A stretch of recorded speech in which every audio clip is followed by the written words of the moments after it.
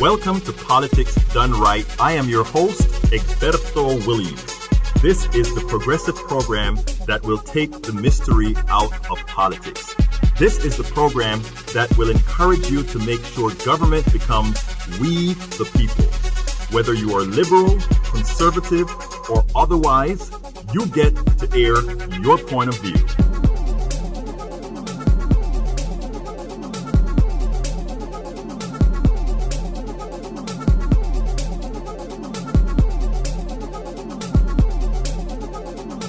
Remember, you can also send me a tweet to EGBERTOWILLIES. That is, at Egberto Williams. Let us engage.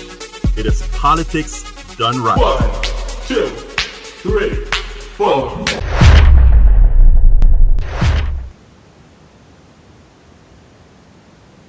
It goes like this. Welcome to one more edition of Politics Done Right. I'm Egberto Williams, your host. Thank you so kindly for being a part of the show. We're going to have a great show for you today. We are back with our Netroots Nation 2019 talking series or interview series. As you know, we did quite a few dozen interviews there. Actually, 48 exactly. Well, 48 officially, but 50-something altogether. But we're going to start talking about all of that today. But first of all, what would make a president continuously try to manipulate the media with, oh, the storm is going to Alabama? And you know why he did that? I mean, I hear a whole lot of guys are saying, oh, there's no plan in the way Trump does things and he just does things and whatever. No, Trump just wants to control the media cycle, and that they're falling right for it. So they took that on for 5 days or 4 days or however long that went. But you know, we're not going to do that. We're going to continue doing the things that we know we need to do. But right now we have some good interviews that I did in Philadelphia. These are activists that normally won't get placed on radio or TV or whatever, but they're doing very important things and good things out there to make this a better world. So I'm going to start with David Abraham. Go ahead and listen to what he has to say, and then we'll talk a little bit about it afterwards. And depending on if you want to talk about it, somebody want to call in, I'll take the calls in between these as well. So give us a call if you want to. Oops, I have the wrong thing on the screen. The telephone number, of course, is 646-716-5812. And after each of the videos that we did, the interviews that we did, I'll entertain anything that you want to talk about. So anyhow, let's get busy. To another edition of Politics Done Right. As you know, we're doing these in segments as people that are out there in the grassroots go out there and they pass by. We give them their voices. Right now, I'm with Death Penalty Action, Abraham J. Bonowitz, co-director and co-founder. How you doing, my friend? I'm doing great. Thank you for having us. Excellent. Tell me a little bit about, first of all, what got you started with this organization, Death Penalty Action? Well, I should back up a little bit and say what got me started on the issue, which sure, was please do. I went to a meeting on the campus of Ohio State University 30 years ago or so. And 30 years ago? A long time ago. Right. And the person was talking about the death penalty there, and I argued. I said, an eye for an eye, and I'll pull the switch myself, because I thought that was a just punishment when you commit a horrible crime. And I set out to try to prove those people wrong. I found out everything I believed about the death penalty. The truth was the opposite. How did you try to prove them wrong? Well, I tried. They said, well, it's cheaper to throw away the key than to execute. And I said, how can that be? And I did research. They said that we have a system that's fair and equal and equally applied. And I found out that actually what matters a lot more than the severity of a crime is money and race and politics and especially geography, the geography of county lines. You have to kill in a county that can afford a death penalty trial.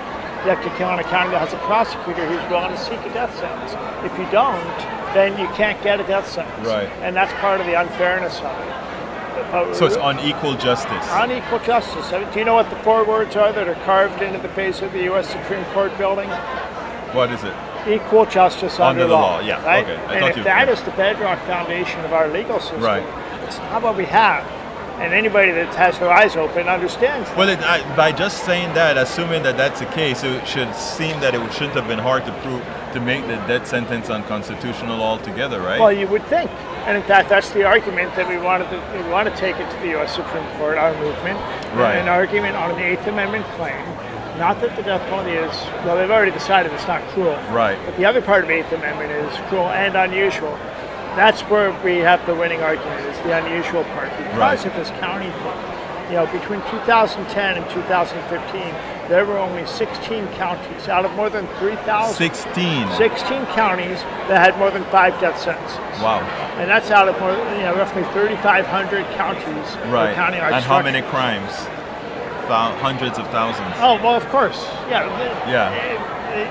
If you look at who commits murder, who's caught, not everybody that commits murder who's caught is death eligible. Right. So if you look just at the death eligible cases and how many of them get a death sentence, it's still a tiny percentage.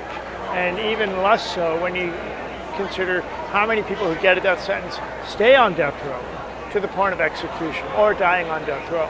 And that's where you find this really, it's you can't argue with the fact that the vast majority of people who commit murder who are caught, who are even death eligible, don't get a death sentence.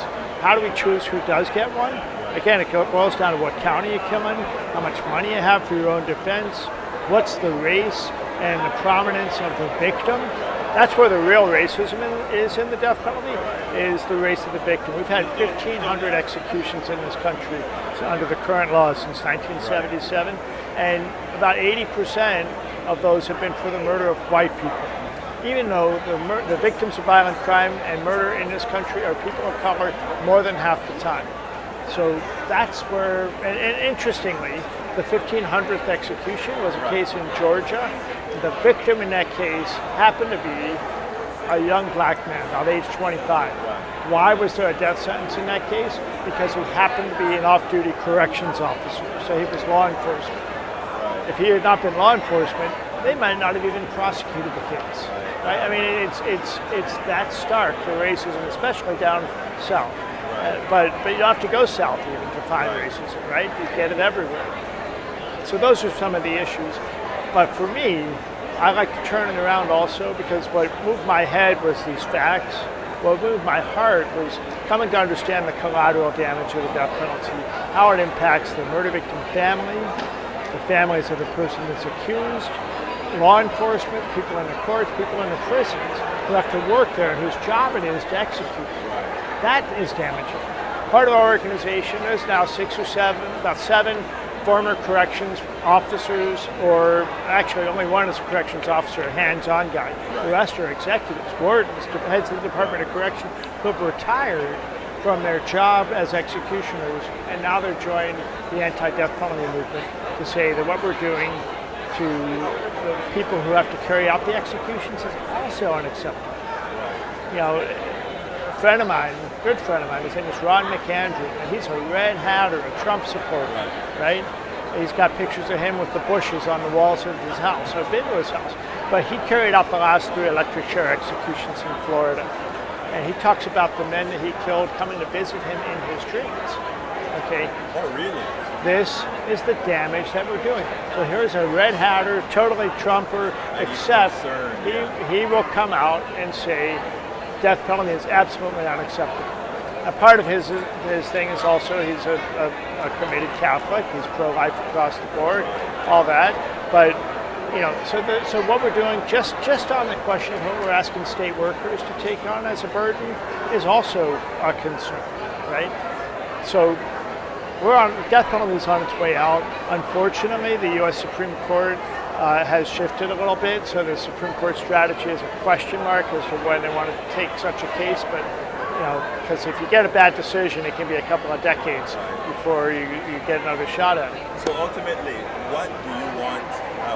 Why did you come to Netroots? Why did you bring this here? What do you expect? So Netroots is a place where there's lots of people doing lots of different progressive things, and we just wanted to connect with people. We know that criminal justice reform is a big conversation that we all need to have, and you really can't talk about criminal justice reform and not talk about the death penalty.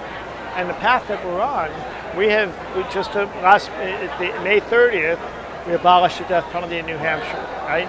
So that's New Jersey, New Mexico, Illinois, Connecticut, Maryland, Nebraska, New Hampshire that have legislatively repealed the death penalty. There's no more death penalty. Yeah, and now Nebraska, of course, the Governor Ricketts there used his own money to put it on the ballot. And this is after we passed the bill, he vetoed it, and we overrode the veto with a Republican-dominated legislature, right? And anyway, they've brought it back and actually executed a guy. But then also Washington State and New York State and Delaware State, the courts have thrown it out. So we're now at a place where we've got 29 states that still have a death penalty, but only a handful that are actually using it. Yeah. So we're looking for people to, our webpage is deathpenaltyaction.org, and you can go there and sign up. You can take action. You can sign petitions on upcoming executions. You can make a donation to help support the work. You can participate in actions that we do around the country. Just get connected to learn more about the issue. Well, look, it's been a pleasure speaking to you.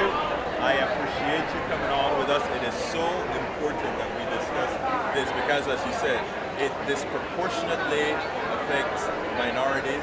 It disproportionately affects the poor. And unless we extricate this from our laws, this disaster will continue. Here's the last thing I want to make sure people take away. Yes. We can be safe from dangerous offenders and hold them accountable without executing them. And that's what we do the vast majority of the time. So if you believe in fairness and justice, even if you believe there are people who deserve whatever they get coming, you can't accept that we have the death penalty, and we let this government have the power to kill. And that's the other last thing I'll share about death penalty action. We're only 2.5 years old now.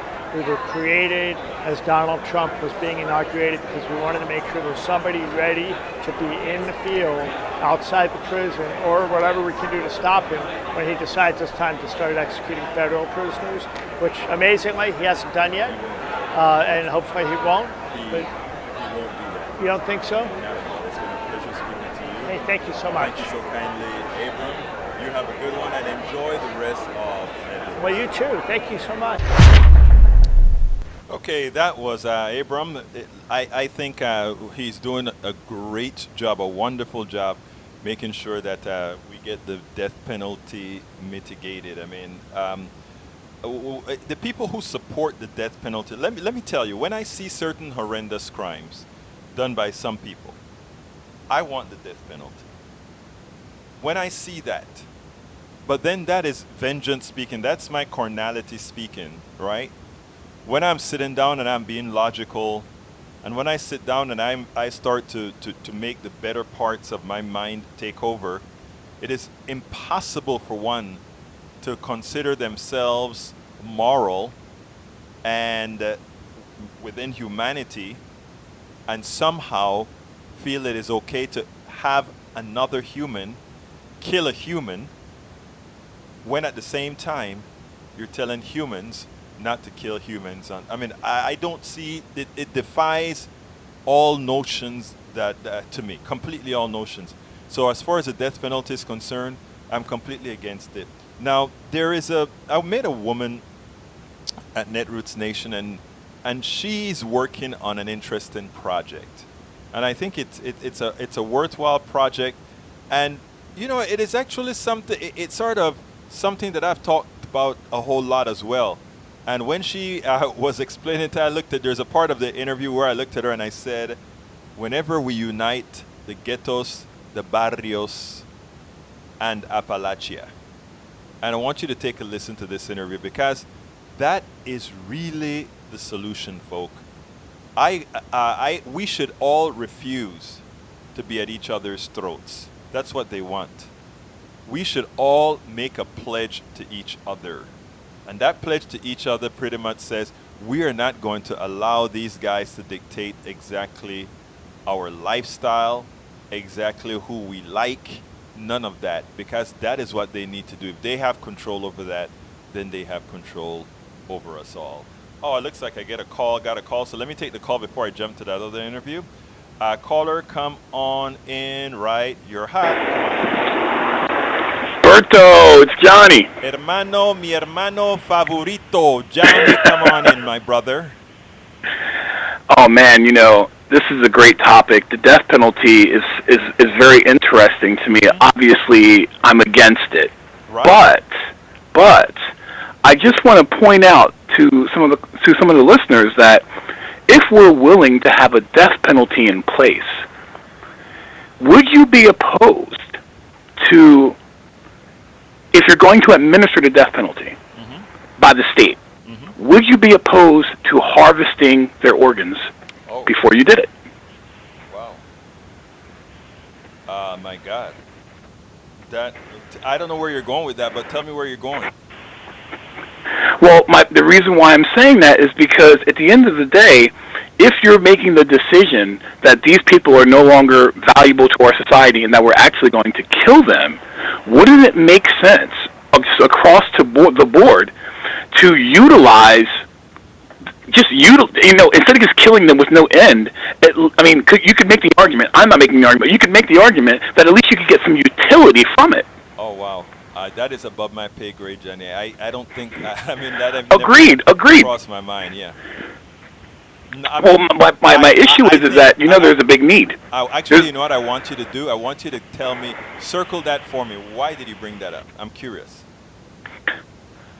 Well, because, once you start thinking about the mechanisms of the state being able to say to somebody, we're terminating your life, to me, it's like, what is the difference? There's a couple of these issues, like there's a couple issues mixed up in here. Like, for example, being able to tell somebody, you join the Army, and being able to tell somebody, we get to tell you to die. If we tell you to run into gunshot fire, you have to do it. Right. And so this idea that a human life can be, just thrown away, Right. we have a system that's set up to do that. Now, what I get upset about, as far as the death penalty, and the confusion that I have with it, is that there are people out there that they're anti-abortion because they believe in the sanctity of life, but then they're pro-death penalty. Right. That's my whole thing. And so I get confused with that. But when we start talking about ethics and morality, as far as once you make that decision to be able to step in as a state and say to a person, we're going to terminate your life, then I think a fair question to be asked is, can this person provide some type of utility in death? And the answer to that, because if you say, well, no, I don't think it's right to harvest their organs, then I could also make an argument that no, it's not right to make a prisoner work while they're in prison for the benefit of the state. Because in my mind, it's the same concept differently applied. Okay. I hear you. You know what I mean? And so it's still, I haven't gone through the thought process, so I'm not going to try to do that live. I like No, of course. I'm just wanting to throw it out there because once you open these doors, and this is why it's so tricky with this kind of stuff, and I really believe that you're right. This is why I'm against the death penalty in all forms. Because once you open the door to this type of thinking, this is where it gets messy. It does get messy. It gets super messy. And I got to tell you just one last thing. This is also really a conversation that you start having about eugenics. And you start thinking to yourself, well, can we actually, if we can control who dies, right, is it possible we can control who lives and who gets to participate in our society? Johnny? And so when you start talking about... I hear you, brother. Yep. I hear you. Got to go to the next video, but I wanted to make sure and get... my bad. No, not at all. Get you in. Look, I appreciate your call again, Doctor, and you... Please keep listening and keep calling, okay? You have a wonderful day, my friend. You're doing a great job. Thank you, sir. Have a good day. Sir. Happy weekend. Take care. All right, folks. Now, I want you to listen to this woman here. I really liked what she is doing. So let's go to the second video. Welcome to one more edition of Politics Done Right.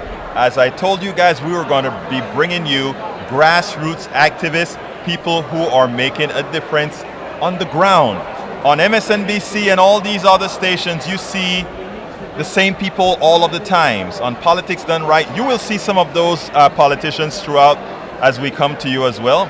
But you are also going to see the people who are on the ground, working with people, really making a difference in everybody's lives. Today, again, I am with Zakiyyah Ali with Urban Islanders. Zakiyyah, welcome aboard Politics Done Right. Well, thank you, my brother. I appreciate your time and generosity. This is my duty. Okay. Yes. Now let's talk. What exactly is Urban Islanders? Urban Islanders is an environmental education research exchange program with podcasts.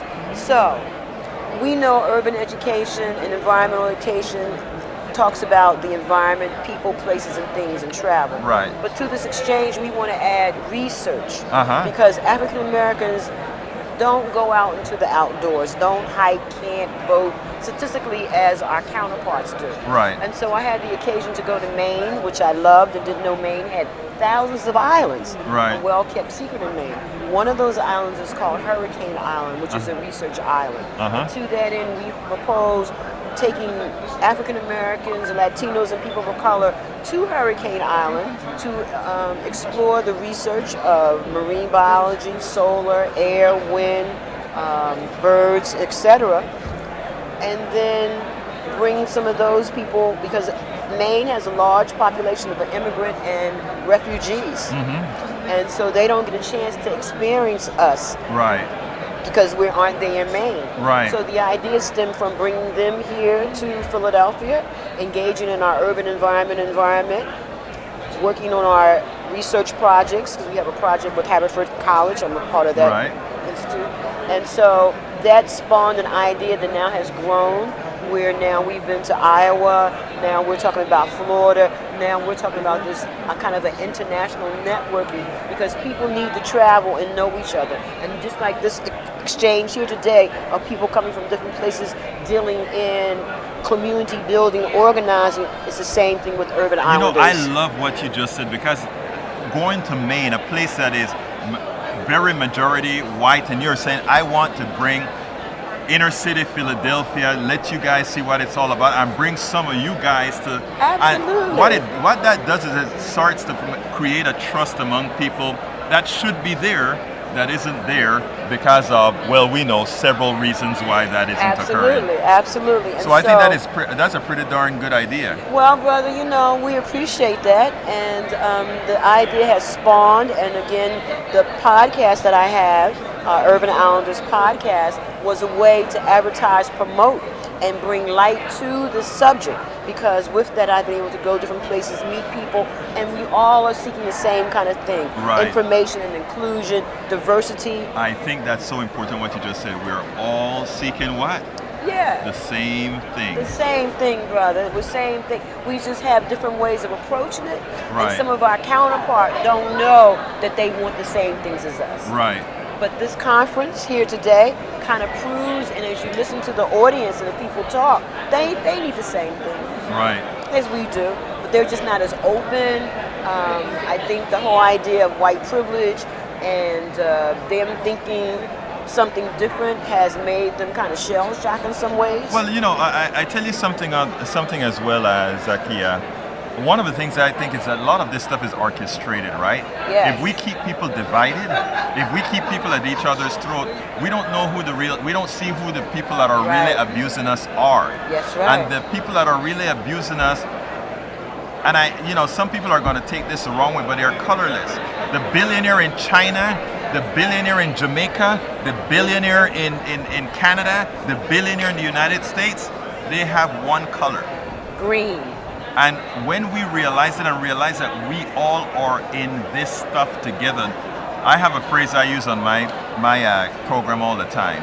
We are going to unite the ghettos, the barrios, Yes, and sir. Appalachia. Yes. And that stereotypical statement means we are going to bring people together. And when we bring all these people together, That's they right. won't be able to put us apart, so that we can look at that which really isn't the problem. We can look at where the problem is, the plutocracy. So to add on and piggyback to that point, I'm currently working with a new organization, well, not new organization in terms of creation, but new to me, called Vets in the Hood.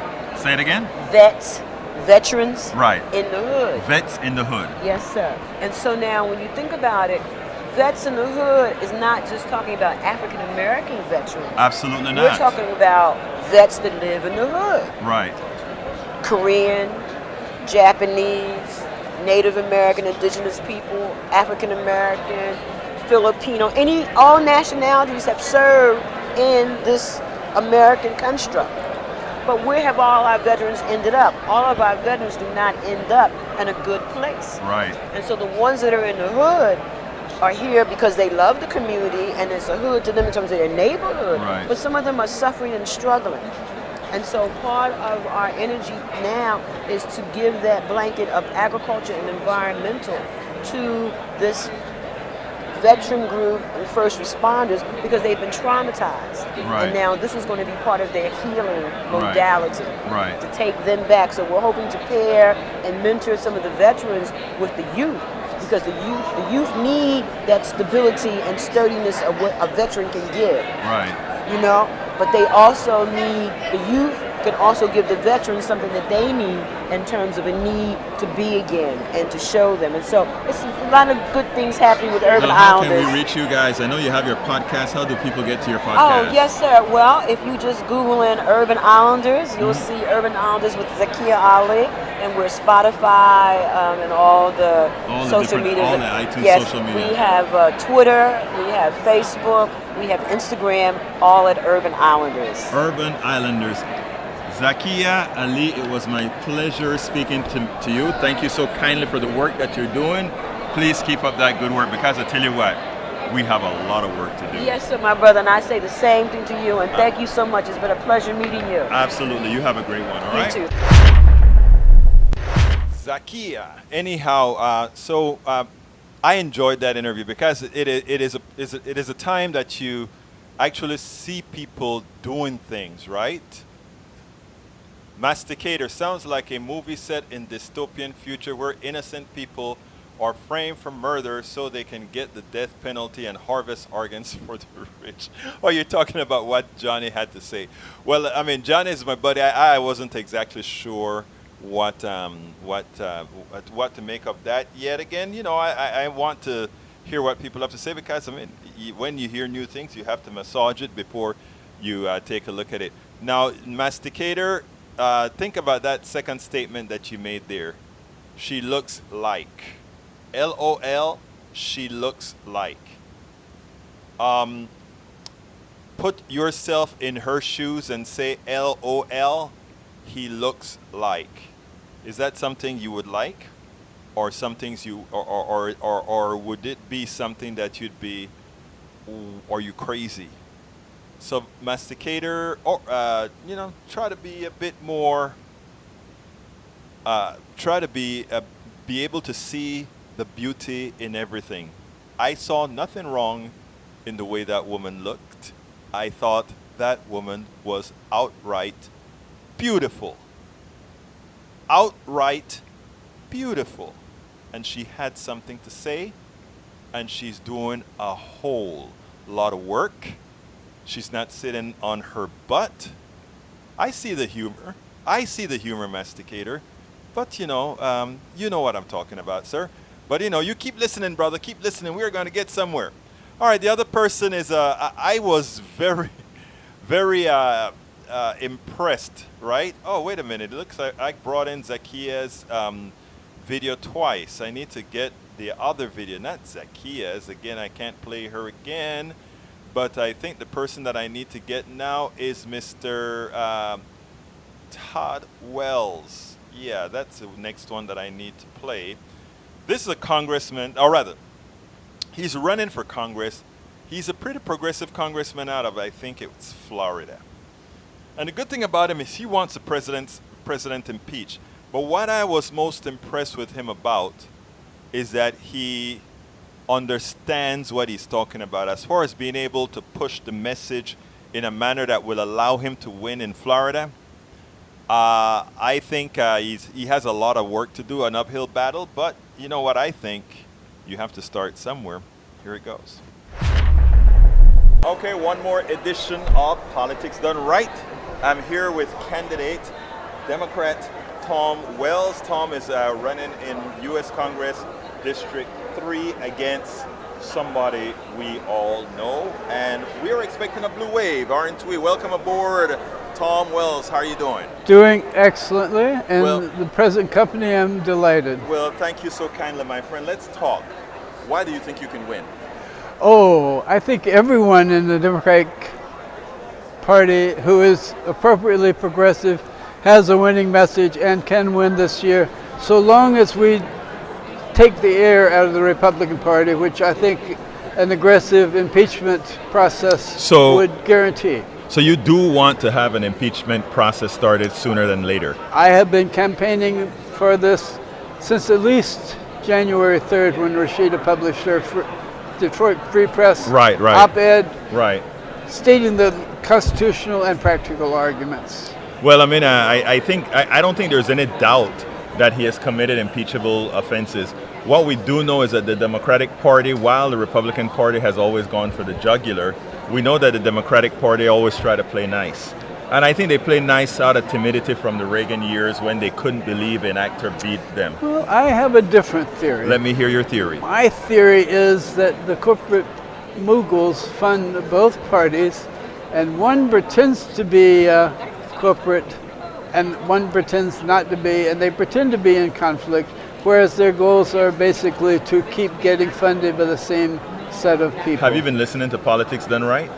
No, I've been doing it right myself. Well, the reason I ask you that is the argument that we've made. The part that I talk about, the timidity is not the timidity of the establishment, but the timidity of the masses. And establishment would not be successful if there wasn't a timidity of the masses. This problem only arose after the Vallejo decision of 1978. Which was seeded by the nomination of Lewis Powell to the Supreme Court. Yeah, we're talking about corporate personhood, etc. Yes, and the legalization of corruption in America is a novel and toxic, and uncontrolled variable. Well, you know, we did a documentary called Legalized Democracy with Move to Amend a few years ago, where we presented that case, how whereas Americans themselves were attempting to liberalize in their policies, the Supreme Court was the backstop to that was used to legally break the populace wanted. The Koch brothers, after the debacle of Goldwater, decided that a different strategy had to be created, and Lewis Powell was commissioned by the Chamber of Commerce to write the Powell memo, which said, and I will paraphrase because it's not that short, that one should have all corporations work to their common interests, even if their common interests were somewhat in conflict, and that law schools should be established to teach a little different constitution. But it was even deeper. If you read it, when you read the whole document, you realize that it spoke about infiltrating churches, infiltrating schools, infiltrating universities, everywhere. And the reason why you wanted to do that is to start the indoctrination of the American populace, which is, in my opinion, successful. It has been exceedingly successful. Yes. And with the media obliged and very functional in keeping us at each other's throats. They're doing their part to maintain the oligarchy. We have moved from some degree of democracy through the feudal state to a different type of fascism. You decided to start in a different region. I had the professor, the economist on Richard Wolff on my show a few weeks ago, and what he did is he expressed the similarity between slavery, feudalism, and capitalism.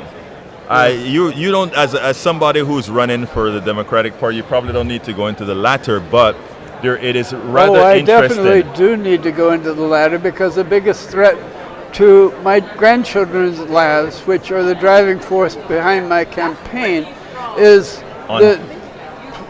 unfettered capitalism. The opacity of the Democratic Party and its failure to do those things which it says. The Republican Party, by and large, does things that it says in some degree, and they keep their base happy.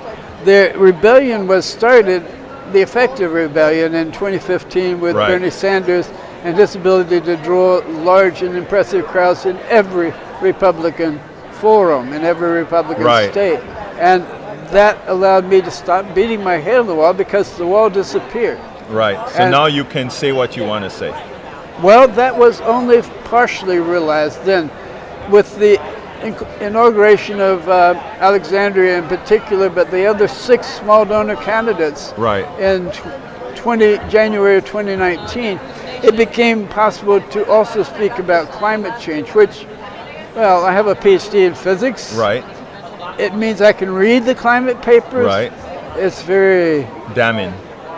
Yes, it is. It is damning and frightening. Yes, and unfortunately, many Americans, by choosing not to learn to believe in data, will have to wait until what's happening in New Orleans, until what's happening throughout the country with these weather disparities that are occurring. The planet is working to convince us that we live on a dangerous planet. That it is our fault that it is changing, because the science is so deep and comprehensive that you can see and compare to other extinction events. We are in a major extinction event. Very clearly seen. Now let me, to close out, let me ask you to do this. Tell America your platform and tell them how they can support somebody who's going to get rid of whom again? Ted Yoho. Tell them about your platform. District 3, Gainesville, and the surrounding environs. Now, I have not only a platform, it took me a while to realize, but a platform is nothing but a wish list. Tell me what's your action list? My action list is to convince enough people to impeach Donald Trump, and do that early enough that it has the effect of emboldening progressives across the country to destroy the Republicans who are tied to that sinking ship. And we will arrive in January of 2021 with 2 votable bills ready to vote on. And those will be a single-payer health care that is done very similarly to what the current proposal is, but which has only a 1-year transition period.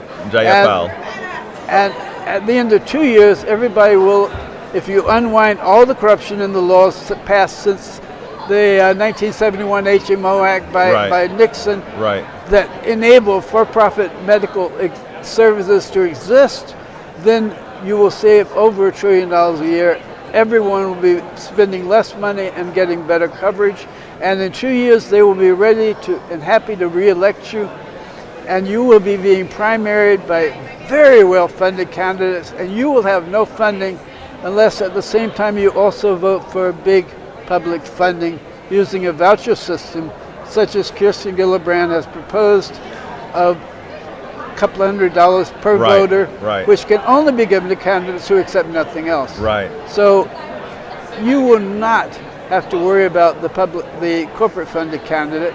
We will change Citizens United a year later.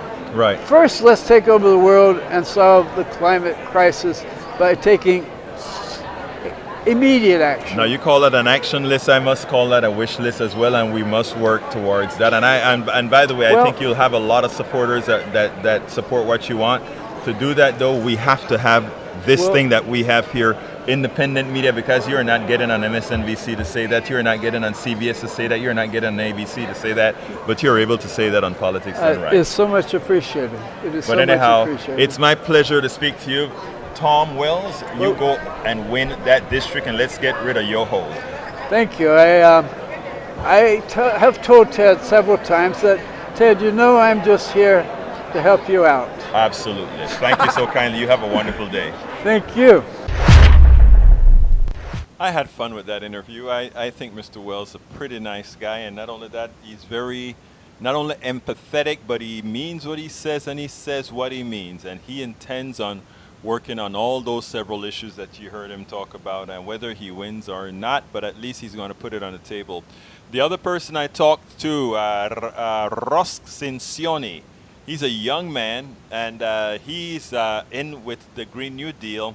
And I looked at him and I said, why are you doing this? And the answer that he gave me was that passionate answer. Got a kid. I've got a kid. I've got a kid. Check him out. Russ Cirincione is running in, where is he running? Jersey, I believe. Here we go. Look, we know that Democrats all over sometimes think they own a seat. Every now and then, somebody believes that a challenge is necessary. I am not from New Jersey, but Russ Cirincione is from New Jersey, and he feels there is a reason to primary a Democrat.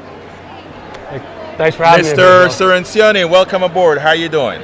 I'm doing very good. How are you today? I am doing just fine. Tell me, why did you decide that you needed to primary another Democrat? So I have a 2-year-old son, and to me, climate crisis is the biggest threat that he faces. Right. His future depends on how we address it now. And when I first heard about the Green New Deal resolution in the House, I was so excited. I was like, yes, this is the perfect plan. We'll beat climate crisis. But you know what? My representative has repeatedly said no to it. He has refused to hold hearings.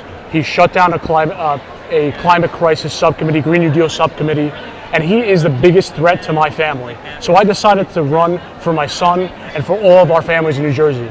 No, I tell you something, I have to respect that.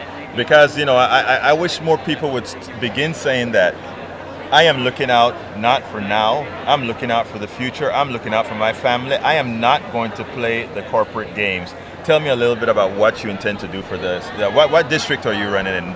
New Jersey 6. Yeah, New Jersey. What do you intend, what does that cover? So it's Middlesex, parts of Middlesex and Monmouth counties in New Jersey, and it's all shoreline. It goes down to Asbury Park, and it includes Edison, Woodbridge, the Amboys, right, and my town of Old Bridge. So we really have 5 big proposals, but right, I believe that we need to transition to 100% renewable energy by 2030 with the Green New Deal. So now, what else are you running on? I mean, the new Green Deal is very important. What else are you running on? So we're running on an anti-corruption platform. We're taking no corporate PAC money because we're staying true to the people of our district. And we're on the ground listening to everybody. So I support the American Anti-Corruption Act and getting rid of private big dollar donations that influence and corrupt our government. I'm also running on a higher minimum wage. In New Jersey, we're getting $15 in 2024. I think we should get $15 an hour now in 2020. And also it has to be tied to inflation.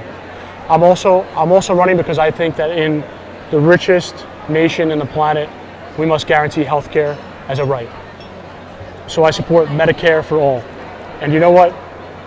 We have 700,000 New Jerseyans that have no health insurance coverage. We would save $2.6 billion a year in our New Jersey budget if we switched to Medicare for all.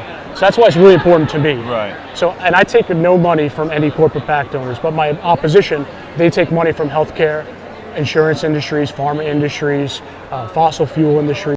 And I don't think that people who take that kind of big money are going to be the people that regulate and bring us Medicare for all. Right? I mean, you don't cut yourself, right? Yeah. So now you're planning. Exactly. What other plans do you have? So you're talking Medicare for all and otherwise. Do you have support from? Do you know what kind of base of support you currently have? Or? So we're really building a grassroots movement. So we're talking to people in the district. There's a lot of progressives that have been doing really, really great work in our district. Is that the reason that you came to Netroots, to do some more networking as well? Yeah, exactly. That's exactly why I'm here. Meeting wonderful people like yourself. Well, actually, Netroots is one of the best places to meet a whole lot of other progressives who can find a way to assist. So let me go ahead and ask you, how can people help out your campaign? So we have a website, Cirincione2020.com. We're taking donations on ActBlue there. And also, we're on Twitter. We're really active on Twitter. It's at Cirincione2020. I think spell that out, because I had a problem myself with it. It's Cirincione 2020. Excellent. Thank you. It was a pleasure speaking to you, Russ. You have a great time, and I wish you luck. Thanks, Alberto. It's been a pleasure to be here. Look, we know that. I hope you enjoyed that. That was Cirincione. I tell you something. One of the great things that I saw at Netroots, even though most of the folks that I've interviewed so far were older, baby boomers, there were a lot of young people, and I've played some of the young people before, and I think you've heard some of the young people that I've played before. Let me go check to see what you all are saying now to make sure and keep everything up to press. Okay, Lee Grant says, I see no infiltration of right-wingers into the university. Let me tell you, quite the opposite. When you see what the Koch brothers have done with their grants and the qualifications that come with their grants, you'd see that that is not necessarily true. And you know what has started to happen and that I've seen, again, I don't have numbers for this, but a lot of other people have spoken about this, is what you find on campuses is, you know how they talk about, not self-medicate, but you remember people used to talk about things like self-deport? Well, some people, if they're getting certain grants, they know that there are certain things they're not supposed to say. That's the kind of stuff that we're talking about. But anyhow, any other things that you guys want to add or give me a call, the telephone number is 646-716-5812. I have a short video to play if I don't get a call, 646-716-5812. This one is about marketing the Democratic Party. I played it before for some of you a few days or maybe a few weeks ago. It's an important, I don't particularly like what's his name? I don't recall his name right now. But what he's talking about by framing an argument or framing a discussion and framing phrases for 2020, I think has a lot of merits. And like I said, I don't particularly like this guy, but I think this particular message that he has is right. I think it's correct. And I think we should kind of look into it. So let's do it again. I think, and I want to just move into the next topic because it's related to this, I see the word assault, and I see assault weapons as a symbol to use. Let me go back and I'll come back to you. Assault, speaking of assault, that very word may be the strategic key for Democrats taking back the White House and maybe even the Senate. If I say to any woman, any mother, the word assault, okay? Let's make the Republican Party the party of assault. We can end on assault weapons, but put up something that I'm talking about. There's something about we start the fight, put that graphic, we start the fight on assault weapons. But it is the party of assault. Assault on healthcare for all, assault on smart gun control, assault on the truth, assault on fair wages, assault on the non-rich, assault on safe elections, assault on the Constitution, assault on racial equality, assault on a free press, on our allies, on the planet, our safety, on women, a fair system, assault, make it the party of assault. Start the fight on assault weapons, but stick them with that word. And on the flip side, put up the Democrats. Because I think this is a primal election. It's good versus evil. It's safe, unsafe. The Democrats are the party of protection. Same things. They're protection for health care of all, protection of fair wages, protection of races, protection of the non-rich, protection of assault weapons. So what I'm trying to do for the Democrats, when they go all in on the assault weapons, become the party of protection. Leave kitchen table issues like health care for everybody, like free wages. We are the protectors. They are the assaulters. And I think you can use an assault weapon. We used to have a term in marketing, a halo, as a way of saying that's the party you're unsafe with, and we are the safe party. That's primal, and that's the way women vote. There was that nervous smile. They didn't know what to do because, you know, progressives have a way that, they go to the gunfight with a razor blade, you know? And what we need now is, first of all, Americans want somebody that they feel is going to protect them for real, right? And when I say protect, I'm not talking about coddling. I mean somebody that's not going to let the big corporation take advantage of them, all the things and all else being the same, if you don't have another party that comes out forcefully and saying, I am there for you, Why change things? Stay with the one that is perceived to be powerful. And in as much as the emperor has no clothes, the thing about it is they sure sound strong. They all, when we are going for the defense secretary, we get a Republican. When we're going to go for the FBI, we get a Republican. Why? What makes them inherently stronger? What makes them inherently more able to do things? And usually the truth of the matter is they don't. So the man has it right. It's about assault. Donnie Douche is his name. It's about assault. But I disagree. I'd not disagree, but I would emphasize a little bit less of his second part, where he talks a lot about we protect. We don't need to sound, the protection part is implicit in us saying these guys are always assaulting you. If you take a look at how they deal with issues relative to women, it's an assault. If you take advantage of, or if you take a look at the issues as far as how they deal with your freedom, it's an assault. If you talk about how it is about stopping you from voting, it's an assault on your freedom to vote. It's a standard of assault, and they're right. What that party does, if you really want to start, and when we're not talking about the people, the citizens, we're talking about the leadership of the party. They are assaulters, and what we have to make sure to do is tag them exactly as what they do. They assault. So folks, I agree with Donnie Deutsch with what he has to say there, because if we can build the narrative, if we can really ensure that people see where we're going, then things would work out just fine. Let me see if anybody has any assaulting comments. Art in the Dark says that is true. You're right. Thank you for those kudos. I imagine Art in the Dark, you're talking about framing the debate as an assault. You're absolutely right. That is how we want to frame the debate. I have some good news, folks. Some very good news, actually. I'm very humbled. I'm very honored. I'm very happy. There's limited space at the Democratic debate that's going to be here in Houston. So I applied for to get credentials to get in there as one of the journalists going into the debates. And actually, I would have been late in requesting it, but I have great listeners, great people that, I like to say, hey, they have my back, They said, Egberto, don't forget to go ahead and you have to get your credentials from ABC News. It's not something that you can just walk into as a blogger or walk into as a journalist or anything like that. So you have to officially go through the channels to get your credentials from ABC News so that you can get your space in there, so that you can have your equipment, all that good stuff. So I applied, and yesterday I got the notice that said that I had quite a bit of access at the Houston debate. So I'll be there at the Houston debate. It seems to me, I don't have the official, all the things officially from them that tells me where we're at and how they're going to set us up, etc.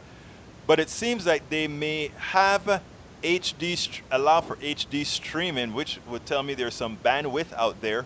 And if that is the case, I will set us up with Wirecast there, and we'll have the cameras there and have a narrative. You'll hear the Politics Done Right narrative in real time, assuming we can get all the setup there done correctly, appropriately. I think we should. As you know, also, there's another thing that I'm wanting to start. Anybody who wants to have Politics Done Right, whether in a coffee shop, at a store, or anything, want us to do any of the programs there live, I've done several test runs where we do the program at a location. As long as the location you're talking about has fairly good internet, we can actually do the program from there. So I would love to start, well, we've already started, but going out to different places to meet the people in the community. And let me tell you better. If anybody, we are in Houston, Texas, so anywhere in a 50-mile, I'm willing to travel locally anywhere in a 50-mile radius from Kingwood, Texas. So put a point in Kingwood, Texas, and then do a 50-mile radius. I'm more than willing to travel there. And there are some particular cities I'm willing to travel to, whether it's outside, which is definitely outside the 50, and that is Austin, Dallas, Fort Worth, San Antonio, El Paso.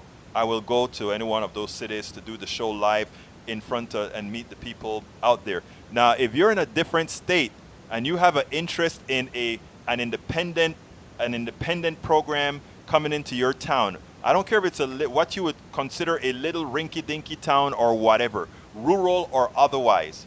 If you get me there, meaning if it's somewhere outside of the state and I have to fly there, you fly me there and you put me up, and it doesn't have to be an hotel. If you want to throw me into a bedroom in your house or whatever, I'll definitely come and do a show in your neighborhood.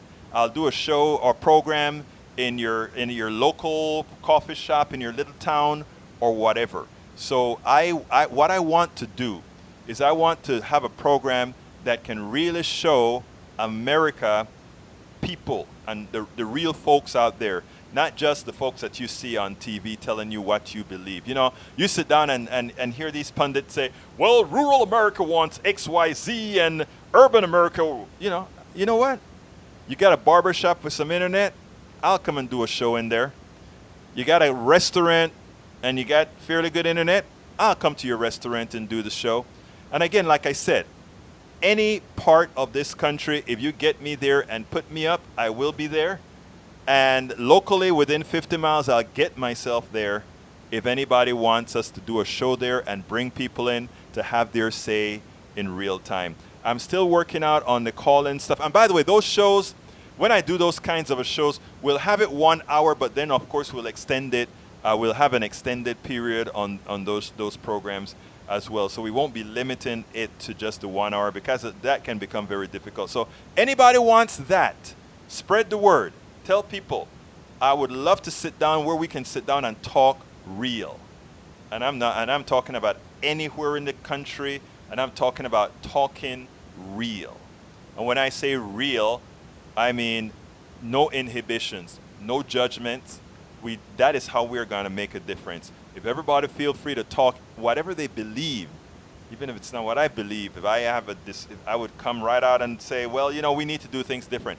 But any part of the country that you want, I'll be there. And any part of this city within 50 miles, I'll drive my own car with all the things. Like I packed up yesterday and went to Artesano, Cafe Artesano or Artisan Coffee or wherever I was yesterday at a Venezuelan coffee shop. And I'm willing to do that any part.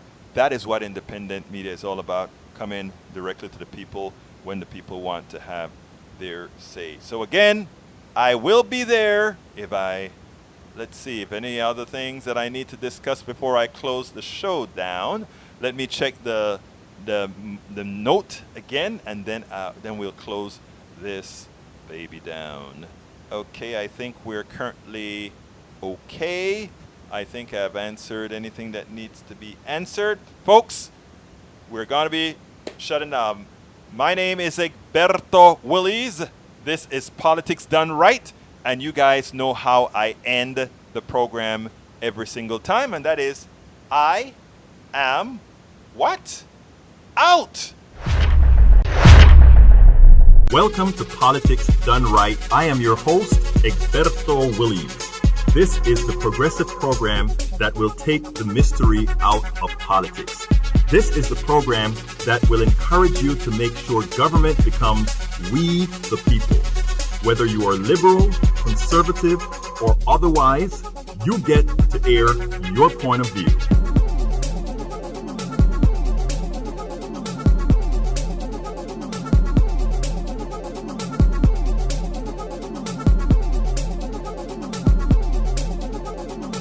Remember, you can also send me a tweet to EGBERTOWILLIES. That is, at Egberto Willies. Let us engage. It is Politics Done Right. 1, 2, 3, 4.